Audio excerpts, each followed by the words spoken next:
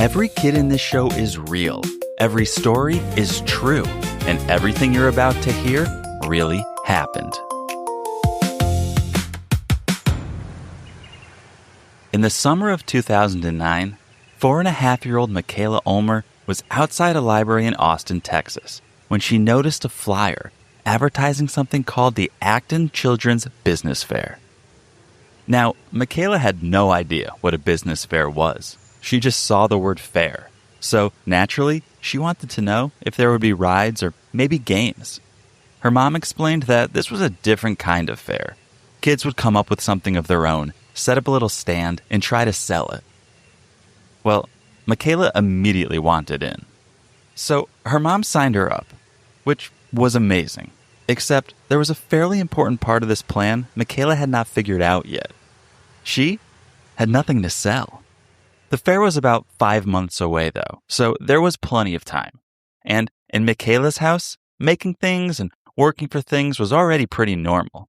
If she wanted a new toy, she could earn points by doing extra chores. She'd help in the vegetable garden and butterfly habitat. She'd help with the family chickens and even clean the coop as one of her jobs.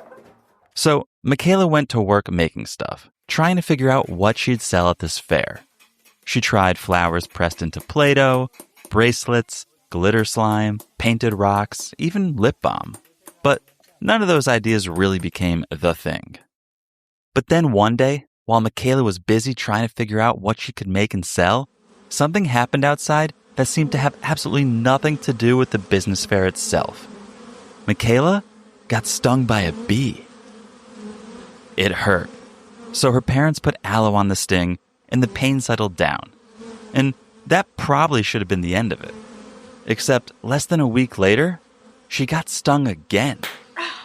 And after 2 bee stings in 1 week, Mikaila had had enough, and she came up with a solution so she wouldn't get stung again. Mikaila wasn't going to go outside anymore. When she told her parents, they could have told her there was nothing to be afraid of. Instead, they gave her a job. They said, go learn about bees. Find out why they sting. Find out what they do. So, Mikaila started looking them up. And pretty quickly, the version of a bee she had in her head, this tiny flying monster that apparently existed solely to chase her around Austin, that started to change. She learned that bees generally only sting when they feel threatened. She learned that they pollinate plants and help produce a huge amount of the food we eat. And then she learned something she had not expected at all. The bees were actually the ones who were in danger. Bee populations had been declining for years. And for Mikaila, that changed the whole problem. See, just a few days earlier, she had been trying to figure out how to stay away from bees. Now, she wanted to know how she could help them. Of course, there was an obvious limitation here. Mikaila was just 4 years old. She wasn't exactly in a position to launch a global conservation effort. But around this same time, something other than bees showed up at her house. It was a package from her great-granny Helen, who lived in Cameron, South Carolina. Inside was an old family cookbook from the 1940s, and in that cookbook was one of great-granny Helen's recipes: flaxseed lemonade. And this gave Mikaila an idea. See, remember, she needed a product for the business fair. She also wanted to help bees, and she had just found a lemonade recipe. So she thought, what if I changed one ingredient? What if instead of sweetening the lemonade with sugar, I used honey? That meant she could buy honey from local beekeepers, sell the lemonade, and give part of what she made to organizations working to protect bees. The thing that scared her twice in 1 week had just become the inspiration for her business. The first batch was simple: lemons, flaxseed, mint, and honey. Mikaila set up behind a folding table and started selling it. And people bought it. And not just at that Acton Children's Business Fair. Mikaila kept taking it to other children's business events around Austin. And something kept happening. The lemonade kept selling. Sure, people liked the bee story, but they also liked the lemonade. After a couple years, when Mikaila was around 6, She brought the lemonade to an Austin pizza restaurant called East Side Pies.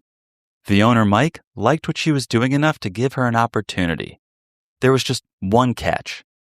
If Mikaila wanted a restaurant to sell her lemonade, she couldn't keep showing up with a pitcher and a folding table. She'd have to bottle it. That may sound like a small change, but it wasn't. Up to this point, Mikaila and her family could make lemonade at home, pour it, and sell it themselves. A bottled drink that could sit in a restaurant or a store had to be made consistently. It needed labels, caps, packaging. And as the business grew, it'd have to meet food production rules too. So the family started small. Glass bottles, printed stickers, twist caps. Basically an assembly line in their kitchen. But soon, they outgrew their kitchen. So they moved production into a small commercial kitchen, then a larger one, and eventually to a beverage manufacturer. And somewhere in that progression, the lemonade stand stopped looking like a lemonade stand and started looking like a real business. Mikaila's parents became more involved because they had to. But Mikaila was still leading the business right alongside them. Pricing, production, quality control, marketing. She learned all of that while also going to school. Don't forget, she was still a kid. She liked sleepovers and ballet and painting her nails in Disney movies. But when Mikaila was 9, the business took another jump. Her lemonade started showing up on actual grocery store shelves. Whole Foods began carrying it around Austin. For Mikaila, that meant more than just selling more bottles. During National Pollinator Week, she would go into the stores and hold workshops for kids and families, telling them all about bees. Because by then she'd figured out something useful about the business. Every bottle was also an excuse to get somebody to ask about the bee on the label. The more places the lemonade went, the more people heard the message. But getting into more places required something else. Money. Fortunately, there happened to be a television show built around entrepreneurs walking into a room and asking wealthy investors for exactly that. The TV show is called Shark Tank. In 2015, Mikaila walked onto the set with her dad when she was just 10 years old.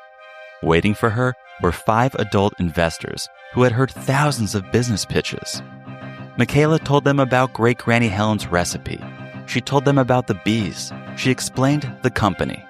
Then she asked them for $60,000 in exchange for 10% of it.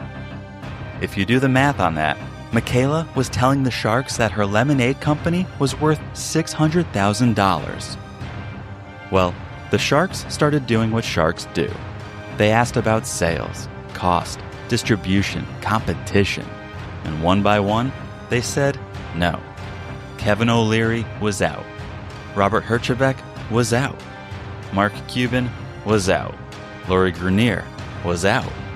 Which left one person, Damon John.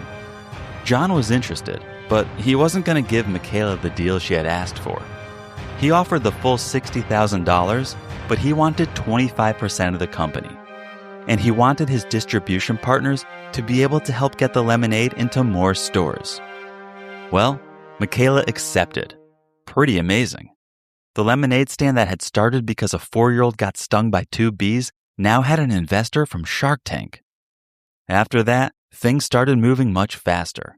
Whole Foods expanded the lemonade beyond Austin. Mikaila added flavors. A national distributor came on board. Then Target started carrying it, H-E-B, and Kroger. And now, bottles of Mikaila's lemonade were turning up in stores she had never even heard of. Then, Mikaila got an invitation to Washington, D.C. She traveled to the White House where she met President Barack Obama and First Lady Michelle Obama. She would even later return as a celebrity guest at the White House Easter egg roll. Which is a pretty wild place for the story to find itself when you remember where it all began. A 4-year-old not going outside because she might see a bee was now being invited to the White House because of what she had done for the bees. But as the company grew, Mikaila ran into a problem, a big one, that she couldn't solve by changing a recipe or finding a bigger kitchen. See, she had named her company Bee Sweet. Only problem? Another business had already been using a similar name in the same industry. Mikaila's first instinct was to keep it. Be Sweet was her name, right? She had come up with it when she was 4. But the other company had been there first, and fighting over it would have meant a real trademark battle. So, Mikaila and her family changed the name. They called it Me and the Bees Lemonade. And in a way, the new name fit even better. When Mikaila was 4, her relationship with bees was pretty simple. Mikaila on one side, bees on the other. But now, they were on the same side. As Mikaila got older, the bee work kept growing too. She started the Healthy Hive Foundation, focused on bee education, research, and conservation. Then in 2017, a group of investors that included professional football players put roughly $800,000 into the company. A few years later, Mikaila even wrote a book called Be Fearless, Dream Like a Kid, telling the story from her point of view and explaining what she had learned about building something when you're young. By then, the folding table was long gone, but the basic idea behind it was still there. Sell lemonade and use the business to help bees.